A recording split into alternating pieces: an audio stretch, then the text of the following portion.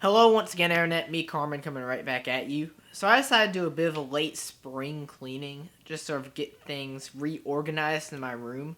And I thought I would show you guys some of the progress of that, give you a little tour of my room, and share some of my tips for keeping everything nice and tidy. I got a little help from my uncle doing this, so I don't just want to say I did this all on my own. I didn't. There's just basically sorting through everything. There's a lot of mess in here, cleaning everything up, moving unnecessary clutter out of the way, and really reorganizing things. I'm still getting into the flow of it, and surely things will move around maybe a little more before things are sort of finalized, but this is pretty much it. Starting out from the left, I have a couple of drawers with some video games and other assorted things in them. These aren't really quite as sorted out as I would like them to be, but they're functional and they get the job done, keeping the clutter out of the way. Going from that, I have my table with my PlayStation on it, just a couple of other knickknacks. To the right of that, I have a bookshelf along with all my photography lights. I have a lot of my books organized on this. Going from there, I have my bicycle, my bed, and then finally, I have my desk. I have my computer. I'm a little bit of a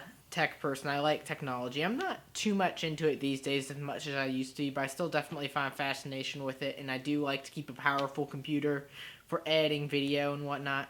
I have a late 2010 iMac, and then to the right of my desk, I have another one of those cabinets, drawers with various things. I use it to organize my cords, my old gadgets, and just various other tech stuff that I just don't want to leave lying out. And on top of that, I have a desk phone along with a network switch as a cable that runs back to the router, so I can bring hardwired networking into the room. So that's pretty much my room as a whole. Now, on to the tips. What are my most important tips for decluttering?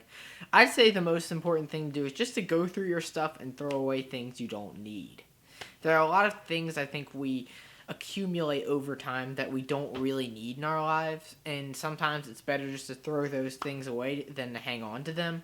Or just give them away. Like if you have old clothing that you don't need anymore, take it to the thrift shop. If you have old DVDs you don't need anymore, take them to the thrift shop, Goodwill. Of course, old cans or something like that, obviously you throw them away unless they have some sort of rare value, like you have some rare new Coke can or something, but that's different. And there are a lot of things you have, maybe even old pins, small or large, that you just don't need anymore. And sometimes it'd be tough, like you can say, okay, maybe this will be useful, but sometimes you just have to throw some things away. And I don't like encouraging people to throw things away because, well, we don't want to contribute to waste. But in this case, I think it's important sometimes just to get rid of things, get rid of clutter, and just sometimes just go through things and throw things away you absolutely don't need.